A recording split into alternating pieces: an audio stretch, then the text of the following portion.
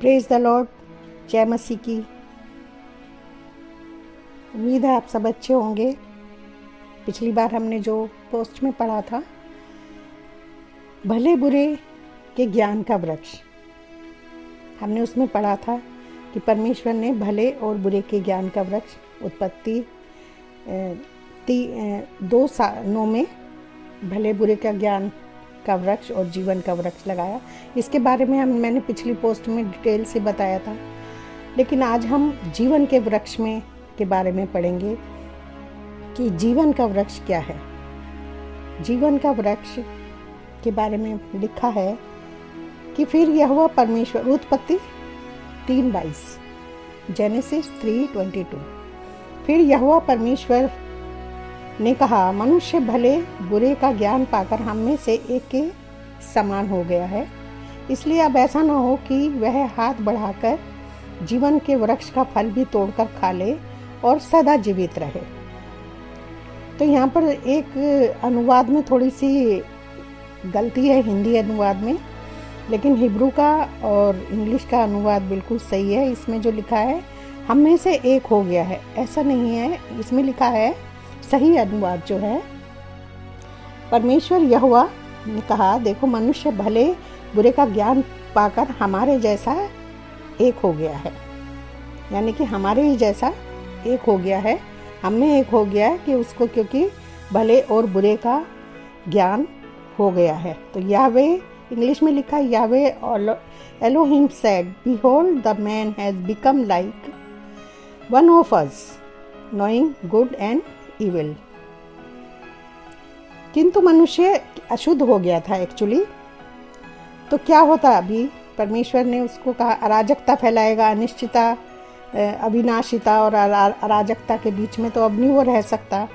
अब उसको वापस से परिश्रम करके शुद्ध होना होगा और इसको कठिन परिश्रम कर वापस शुद्ध होना होगा, और तब इसको जीवन के वृक्ष का फल खाने को मिलेगा। इसको मृत्यु पर जय पानी होगी। परमेश्वर नहीं चाहता था कि वो इसी हाल में रहे, क्योंकि परमेश्वर ने उसको कहा था, तू जिस मिट्टी से पैदा हुआ है तू उसी में जा, परिश्रम कर। इसके बारे में हम अगली बार में देखेंगे, लेकिन आज हम सिर्फ जीवन के वृक्ष के बारे में पढ़ेंगे। तो और परमेश्वर ने प्रतिबंध लगा दिया था, प्रवेश निषेध कर दिया था कि अब ये यहाँ नहीं आ सकता। तो जीवन का वृक्ष आखिर है क्या? जीवन का वृक्ष क्या है? मधुर वाणी जीवन का वृक्ष है। नीति वचन 15:4, प्रोवर्ब्स 15:4। मधुर वाणी जीवन का वृक्ष है, लेकिन उसमें दुष्टता आने से आत्मा टूट जाती है। या शांति देने वाली बात जीवन का वृक्ष है, परंतु उलटफेर की बात से आत्मा दुखित होती है। तो क्या होता है? मधुर वाणी, शांति देने वाले वचन जो हैं वो जीवन का वृक्ष है। ये जीवन का वृक्ष है। और लेकिन उलट पुलट की बात जो होती है, जो दुष्टता, अगर अशुद्धता उसमें आ जाए तो क्या होता है? फिर आत्मा दुखी हो जाती है और हमसे क्या होता है? अलग हो जाती है। और आगे लिखा है नीति वचन 18:20-21, मनुष्य का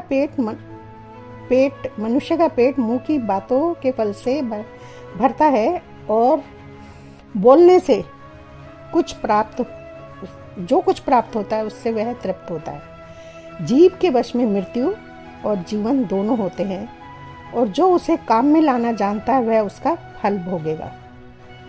ऊपर हमने क्या दिखा था कि मधुर वाणी जीवन का वृक्ष है, और यहाँ पर हम देख रहे हैं कि अपने मुंह के फल से ही वो पहचाना जाता है, और जो भी उसको मिलता है, जो भी उसे प्राप्त होता है, वो उसके वचन के अनुसार, जो उसने किया वो उसके अनुसार उसको फल मिलता है। और लिखा है कि जीव के वश में मृत्यु, हमारी जीव जो है इसी में स्वर्ग और नर्क, जीवन और मृत्यु मिलते हैं। जीवन दोनों होते हैं, जीवन और मृत्यु दोनों होते हैं, और जो उसे काम में लाना जानता है वही उसका फल भोगेगा। फल क्या है? वो जीवन का वृक्ष का फल है। तो जो भी उसे काम में लाएगा। आगे नीति वचन 16:24, मन भावने वचन, मधु भरे छत्ते के समान प्राणों को मीठे लगते हैं और हड्डियों को हरी भरी रखते हैं। हमारी जो हड्डियाँ, जब हम प्रार्थनाएं सुनते हैं ना बहुत सारे लोगों की, तूने मेरी हड्डियों को सूखा डाला, तो क्यों सूख गई? क्योंकि परमेश्वर के साथ नहीं थे हम, परमेश्वर से दूर हो गए थे, उस जीवन के जल से दूर हो गए थे जो हमें तरावट जिससे हमें मिलती है हमारी आत्मा को। तो क्या हुआ फिर कि हम सूख गए। तो आगे क्या है? मन भावने वचन मधु भरे छत्ते के समान प्राणों को मीठे लगते हैं। हमारी जो सोल है उसको मीठे लगते हैं और हड्डियों को हरी भरी रखते हैं। मनुष्य के मुंह के वचन गहरे जल होते हैं, बुद्धि का स्रोत बहती धारा के समान है। जो बुद्धिमान लोग होते हैं, जिनमें ज्ञान बुद्धि समझ होती है, वो हमेशा ज्ञान की ही बातें करते हैं। वो उलट पुलट की बात नहीं करती। उन्हें हमेशा पता होता है कि हमें किस तरह की बात करनी है, कैसे हमें सामने वाले को परमेश्वर के बारे में बताना, किस तरह के किस समय में कौन से वचन यूज़ करने हैं, हमें सब पता होता है उस समय के बारे में। तो बुद्धिमान लोग जब सुनते हैं उनको, तो वो हमारे वचनों से उनका क्या मन मोह लेते हैं, और वो क्या करते हैं? आकर्षित होते हैं, परमेश्वर की तरफ आकर्षित होते हैं। धर्मी का फल, नीति वचन 11:30 प्रोवर्ब्स। तो ये जो हमारे यहाँ, पहले मैं उसको बता देती हूँ, जो भजन संहिता साम्स 18:4 में लिखा है कि मनुष्य के मुंह के वचन गहरे जल होते हैं, गहरे जल का सोता है जो हमारे अंदर बहता रहता है। बुद्धि का स्रोत बहती धारा के समान है। हमारे मुंह से जो भी शब्द बहेंगे, निकलेंगे, वो उस नदी के समान होते हैं, जो जीवन का जल जिसको बोलते हैं उसके समान है वो। और वो हमारे मुंह से हमेशा, अच्छे लोगों के मुंह से हमेशा अच्छी ही बातें बहती रहती हैं। और नीति वचन 11:30, धर्मी का फल जीवन का वृक्ष होता है। धर्मी का जो प्रतिफल है वो जीवन का वृक्ष है, जीवन का वृक्ष है। और बुद्धिमान मनुष्य लोगों के मन को मोह लेता है। यानी कि हमारा जो प्रतिफल है वो जीवन का वृक्ष है। वो बातें हैं, वो गहरी बातें हैं जो हमारे अंदर से निकलती हैं, और जो दूसरे को, जैसे कि हमने अभी पढ़ा था कि वो बुद्धिमान लोगों को, जो सुनना चाहते हैं उनको मोह लेती हैं, जो नहीं सुनना चाहते हैं उनको वो तो ठट्टों में उड़ाते हैं, लेकिन बुद्धिमान लोग उसको समझते हैं। और मूर्ख का विनाश उसकी बातों से होता है, उसके वचनों से मूर्ख का विनाश होता है, और उसके वचन उसके प्राण के लिए फंदे होते हैं। कानाफूसी करने वाले के वचन स्वादिष्ट भोजन के समान लगते हैं, वे पेट में पच जाते हैं। जो बुराई होती है, ईर्ष्या होती है, जलन में जब हम जो बातें करते हैं वो पेट में पच जाते हैं, जो दुष्टता आ जाती है, इसी को कहते हैं मूर्ख का विनाश, उसकी बातों से, उसके वचनों से होता है। नीति वचन 18:7-8 प्रोवर्ब्स 18:7-8 में लिखा है कि जो मूर्ख का विनाश होता है वो भी उसकी बातों से होता है, और जो धर्मी लोगों का क्या को जीवन मिलता है वो भी उसके वचनों के कारण ही मिलता है। तो जब आशा पूरी होने में विलंब होता है, आशा पूरी होने में विलंब होता है तो मन निराश होता है, परंतु जब लालसा पूरी होती है तब जीवन का वृक्ष लगता है। लालसाएं हमारी कहाँ होती है? हमारी लालसाएं परमेश्वर की ओर है। उसने हमारे लिए बहुत सारे उत्तम उत्तम पदार्थ रखे हैं। हवा की लालसा क्या थी? जब उसने उस फल को देखा तो उसके अंदर क्या लालसा उत्पन्न हुई थी कि ये बुद्धि देने में अच्छा है, सुखदायक है, मनोहर है, मन भावना है। उसके मन में ऐसी ऐसी बातें आई थी, लेकिन हमें जो बताया गया है, और ये सब बातें फंदे में फंसने वाली थी, वो फंस गई थी। वो ऐसा फल था जो अशुद्धता का फल था। मैंने पिछली पोस्ट में बताया था कि उसको जानवर खाते हैं। जानवर यानी कि जहाँ पे पशु थे, बनेले पशु बताए गए हैं उसमें, वो उनका भोजन था जिसको उसने खा लिया, जिसे परमेश्वर ने मना किया था कि तुम मत खाना। लेकिन हाँ, मुझे पिछली बार किसी ने कहा था कि क्या जानवर भी फल खाते हैं? तो फल नहीं है, यानी कि जो दुष्ट धर्मी लोग जो होते हैं, जो बुराई करते हैं। तो यहाँ पे लिखा है ना कि इधर हमने अभी पढ़ा था कि कानाफूसी करने वाले के वचन स्वादिष्ट भोजन के समान लगते हैं और वो पेट में पच जाते हैं, उनके पेट में पच जाते हैं। हम लोगों को बुराई करना अच्छा नहीं लगता, पहले अच्छा लगता था, लेकिन जब से जीवन परिवर्तित हो गया तब से तो ये बातें दूर ही हो गई हैं। तो आगे जब लिखा हुआ है इसमें नीति वचन 13-12, प्रोवर्ब्स 13-12, जब आशा पूरी होने में विलंब होता है। आशा हमारी पूरी कब होती है? जब हम परमेश्वर के नज़दीक जाना चाहते हैं, परेशानियों में होते हैं, हमें जो चीज़ हमें मनभावनी वस्तुएं जो परमेश्वर ने हमारे लिए रखी है वो नहीं मिल रही। हमारी बहुत सारी उम्मीदें होती हैं कि हम सोचते हैं, हम प्रार्थनाओं में लगे रहते हैं, प्रार्थनाएं हमारी पूरी नहीं होती हैं, लेकिन और जब उसमें विलंब होता है तो मन निराश हो जाता है। परंतु जब लालसा पूरी होती है तब जीवन का वृक्ष लगता है, तब जीवन का वृक्ष लगता है। कैसे? यानी कि पत्ते हरे हो जाते हैं। लालसा पूरी होगी, परमेश्वर हमारे पास है, हमारे पास जीवन का जल हमारे अंदर, तो क्या होता है? पत्ते हरे भरे हो जाते हैं, जीवन का वृक्ष लगता है। लिखा हुआ है कि वही तो तेरे प्राणों को नाश होने से बचा लेता है और तेरे सिर पर करुणा और दया का मुकुट बांधता। वही तो तेरी लालसाओं को उत्तम पदार्थों से तृप्त करता है, जिससे तेरी जवानी उकाब के समान नई हो जाती है। तो परमेश्वर हमें क्या देता है? फल के रूप में क्या मिलता है हमें? उत्तम पदार्थों से तृप्त करता है और दया का मुकुट हमारे सर पर बांधता है, जिससे हमारी जवानी उकाब के समान। जब आशा पूरी नहीं होती है तो कितनी निराशा होती है, हमारी हड्डियां सूख जाती हैं, विचलित हो जाते हैं, बेचैन हो जाते हैं, हम सोचते रहते हैं पता नहीं कब होगा, क्या हो रहा है हमारे साथ में। बहुत मुश्किलों से हमें गुजरना पड़ता है, लेकिन जब वो चीज़ें पूरी हो जाती हैं तब हमारी जवानी वापस उकाब के समान नहीं हो जाती। उकाब का पता है ना, उकाब की जवानी जो होती है वो बूढ़ा हो जाता है 40 साल का जब, तो वापस से उसके पर निकल आते हैं, उसकी चोंच वो घिस घिस के नहीं कर देता है ताकि वो अच्छे से मांस खा सके, और नई उड़ान फिर से उड़ता है, वो नई जवानी उसकी वापस हो जाती है। और भजन संहिता साम्स 21:3 में लिखा है, क्योंकि तू तब आशीषें देता हुआ उनसे मिलता है, तो उनके सिर पर कुंदन का मुकुट पहनाता है। तो ये तो मैंने उसके विषय में बताया कि आखिर जीवन का वृक्ष क्या? जीवन का वृक्ष परमेश्वर का वचन है, जो कि हमारे ही हृदय में जिसका बीज बोया गया है।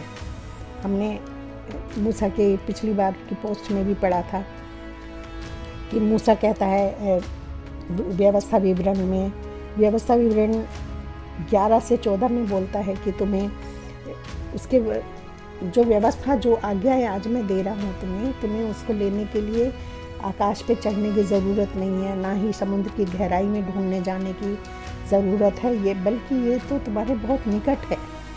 निकट नहीं बल्कि वो कहता है कि यह तो जिसको क्या कहता है, हम पढ़ लेते हैं इसको एक बार। और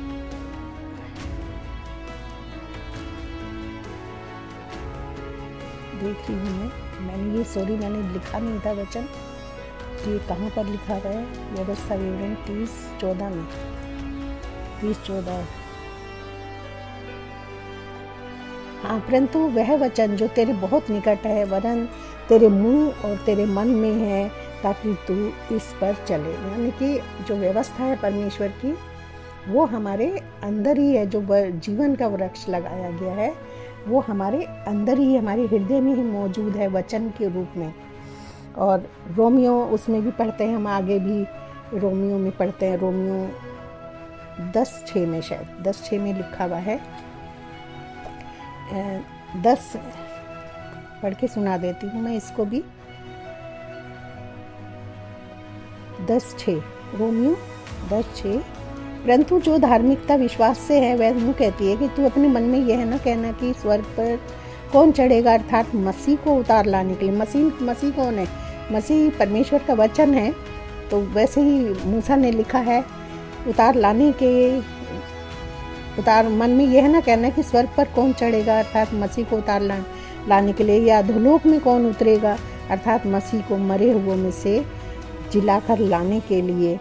परंतु वह कहती है कि यह वचन तेरे निकट, बल्कि तेरे मुंह में और तेरे मन में है, मन में है। यानी कि जीवन का जो वृक्ष है, ये इसका बीज हमारे मन में, हम मिट्टी है ना, परमेश्वर ने हमें क्या कहा है, मिट्टी का है, और हमारे अंदर अपनी व्यवस्था को उसने लिख दिया है। आज हमारे अंदर यीशु मसीह के रूप में वो वचन मौजूद है। तो हम देखते हैं यूहन्ना 14 में भी यीशु मसीह कहते हैं कि मैं और पिता कौन है, पिता आत्मा है, पवित्र आत्मा है, मैं और पिता तुम में रहेंगे। तो ये जो हमने आज पढ़ा था, हमने देखा कि ये जो वचन है, जीवन का जो वृक्ष है, ये हमारे अंदर है, लेकिन फल कहाँ है, फल स्वर्ग लोक में है। तो लिखा हुआ है प्रकाशित वाक्य रेवलेशन 2:7, जिसके कान हो वे सुन ले कि पवित्र आत्मा कलीसियाओं से क्या कहता है। जो जय पाए उसे जीवन के पेड़ में से जो परमेश्वर के स्वर्ग लोक में है फल खाने को दूंगा। तो जो प्रतिफल है वो परमेश्वर के हाथ में है। परमेश्वर ने कहा था कि ऐसा ना हो मनुष्य, क्योंकि अब इसको बुराई का भी पता लग गया, अब इसके हाथ से जो सामर्थ्य थी, इसके पास जो सामर्थ्य थी, अब वो इससे दूर हो चुकी है। अब इसको कठिन परिश्रम करके उसको वापस पाना होगा, और जीवन का फल उसको तभी मिल सकेगा जब ये खुद को फिर से शुद्ध करेगा, साफ करेगा। फिर आगे हम प्रकाशित वाक्य 22:1-2 में पढ़ते हैं कि फिर मुझे बिल्लोर के समान क्रिस्टल क्लियर, यानी कि डायमंड से चमकती हुई जीवन के जल की नदी दिखाई, जो परमेश्वर और मेमने के सिंहासन से निकलकर उस नगर की सड़क के बीचों बीच बहती थी। नदी के इस पार और उस पार जीवन का वृक्ष था, उसमें हर प्रकार के फल लगते थे, और वह हर महीने फलता था, और उस पेड़ के पत्तों से जाति जाति के लोग चंगे होते थे। तो यहाँ पर जो लिखा हुआ है कि परमेश्वर का सिंहासन कहाँ है, परमेश्वर का सिंहासन हमारे अंदर है, हमारे हृदय में है। और जीवन के जल की नदी कहाँ से बह रही है, परमेश्वर के सिंहासन से हमारे हृदय में बह रही है। और जीवन का वृक्ष कहाँ है, वो भी हमारे हृदय में ही है। तो कैसे इसको पता करेंगे हम, तो यूहन्ना 7:38-39 में लिखा हुआ है कि जो मुझ पर विश्वास करेगा, पवित्र शास्त्र में आया है, उसके हृदय में से जीवन के जल की नदियां बह निकलेंगी। और वह वचन उस आत्मा के विषय में कहा था जिसे उस पर विश्वास करने वाले पाने पर थे, क्योंकि आत्मा अब तक न उतरा था। तो यहाँ पर किसके बारे में बताइए, जीवन का जल कौन है, आत्मा उंडेलना, परमेश्वर की, जो परमेश्वर ने कहा है कि मैं अपनी आत्मा उंडेलूंगा। उंडेलना क्या होता है, उंडेलना, पिलाना। तो ये पवित्र आत्मा को दर्शाता है, जो क्रिस्टल यानी इतनी क्लियर, इतनी शुद्ध, इतनी साफ है वो। लेकिन इसमें जो लिखा हुआ है कि नदी के इस पार और उस पार जीवन का पेड़ था। इस पार, नदी के इस पार जीवन का पेड़ कहाँ है, हमारे अंदर है। उसकी जड़ इस पार, यानी कि पृथ्वी पर हमारे अंदर उसकी जड़, हमारे वचन हमारे अंदर लिखा गया है। और उस पार यानी कि स्वर्ग लोक में, फल उसके स्वर्ग लोक में है। जड़ तो यहाँ है, पृथ्वी पर है, हमारे अंदर है, वचन हमारे अंदर है। और हमें उन वचनों पे चलना है जो हमें बताया गया है, शिक्षा दी गई है, क्योंकि इसमें हमें बताया गया है कि तू जीवन को ही चुनना, जीवन की जो बातें हैं उन्हीं को ही अपने मुंह से निकालना, कभी भी अशुद्ध बातें तेरे मुंह से निकलने ना पाए। तो ये जो लोग, मैंने देखा है कि पेड़ को वो क्या करते हैं, एक नदी बह रही है और आधी जड़ उसकी उधर कर देते हैं नदी के, और आधी जड़ उसकी इधर करके, या फिर ऊपर से पेड़ को जोड़ देते हैं, नीचे से उसको नदी में दो करते हैं। ऐसा नहीं है। एक्चुअली जीवन का जो पेड़ है वो हमारे अंदर ही है, वृक्ष है ये परमेश्वर की व्यवस्था है, वचन है उसका, जो हम यीशु मसीह को भी कहते हैं कि यीशु मसीह जीवन का पेड़ है। वो वचन है, वो हमारे अंदर ही विराजमान है, हमारे अंदर ही है वो। और वो जीवन की नदी भी हमारे अंदर ही बह रही है, और वो स्वर्ग का जो सिंहासन है वो भी हमारे ही अंदर है। ये आत्मिक वर्ल्ड है, आत्मिक दुनिया है ये, जिसे हम देख नहीं सकते, लेकिन वो है, मौजूद है, ये हम जानते हैं। तो ये इस पार और उस पार का अर्थ होता है कि इस पार यानी कि पृथ्वी पर हमारे अंदर, और उस पार यानी कि स्वर्ग में, फल उसके स्वर्ग लोक में है, परमेश्वर के पास में है। और जीवन का जल, यीशु मसीह ने कहा है कि उनके हृदय से जीवन के जल की नदियाँ बहने लगेंगी। और हमारे शब्द क्या हैं? बहती नदी के समान है। ये ज्ञान है पवित्र आत्मा का, जो हमारे मुंह से बहता रहता है, हमें जो सिखाता है, हमें सारी नॉलेज देता है, बुद्धिमान बनाता है परमेश्वर हमें। हम जैसे मूर्खों को परमेश्वर ने इतना बुद्धिमान बनाया, हमें वरना तो क्या पता था, कुछ भी नहीं पता था, हमें कुछ नहीं मालूम था। तो धन्य है वे जो अपने वस्त्र धो लेते हैं, क्योंकि उन्हें जीवन के वृक्ष के पास आने का अधिकार मिलेगा, और वे फाटकों से होकर नगर में प्रवेश करेंगे। पर कुत्ते, टोने, व्यभिचारी, हत्यारे, मूर्ति पूजक, हर एक झूठ का चाहने वाला और गढ़ने वाला बाहर रहेगा। तो हमने यहाँ पर देखा कि अच्छे लोग जो भी अपने वस्त्र धो लेंगे, यानी कि फिर से शुद्ध हो जाएंगे, क्योंकि आदम ने क्या कहा था?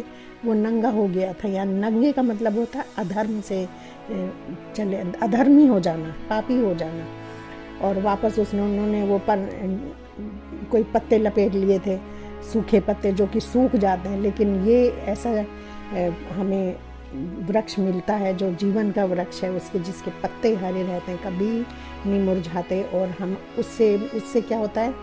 हम लोग स्वस्थ रहते हैं, चंगे रहते हैं, और हमेशा वो जल हमारे अंदर उमड़ता रहता है, बहता रहता है, और हमें साफ, क्लियर, शुद्ध कर देता है।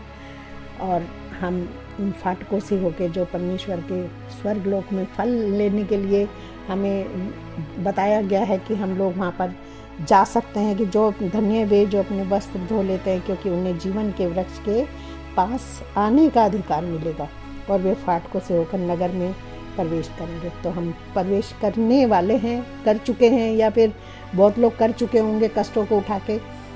लेकिन इसके बाद मैं एक चीज़ और बताने वाली हूँ, मैं बताने वाली हूँ इसके बारे में, जो वो अग्नि में तलवार, जो करूब है, अग्नि में तलवार है, उसके बारे में बताऊंगी। तो ये तो हमने देख लिया कि भले बुरे के ज्ञान का वृक्ष का मतलब क्या है, जीवन के वृक्ष का मतलब क्या है। अब हम देखेंगे उस तलवार के बारे में, जो अग्नि में तलवार है, जो फाटकों के पास, करूबों के पास है, वो बंद कर दिए गए पहरेदार पहरे पे हैं, वो उसके बारे में जानेंगे। तब तक के लिए मुझे आज्ञा दें। मुझे उम्मीद है कि आप सब ने अच्छे से सीख लिया होगा, और परमेश्वर आप लोगों को शांति दे, और मुझे भी। और धन्यवाद। Praise the Lord. आमीन।